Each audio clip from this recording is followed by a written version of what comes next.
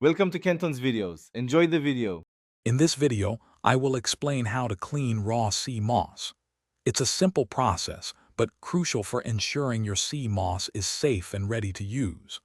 We'll cover everything from initial inspection to final storage, making sure you get the most out of this amazing superfood. Using clean water is key, so grab your filtered or spring water and let's get started. Your first step is to carefully inspect the dry sea moss.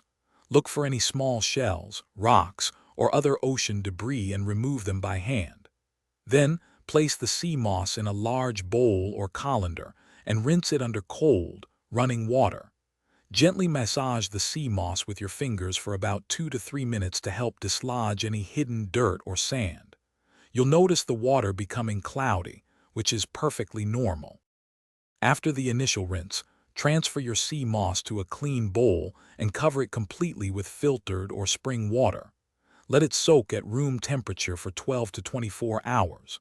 During this time, the sea moss will significantly expand, often tripling in size, and become softer. Remember to change the water every 4 to 6 hours. You can also add the juice of half a lime to the soaking water. This helps to neutralize any strong ocean scent. Once your sea moss has soaked and expanded, drain the water and give it one final, thorough rinse under cold running water. Continue rinsing until the water is completely clear, ensuring all salt and debris are removed.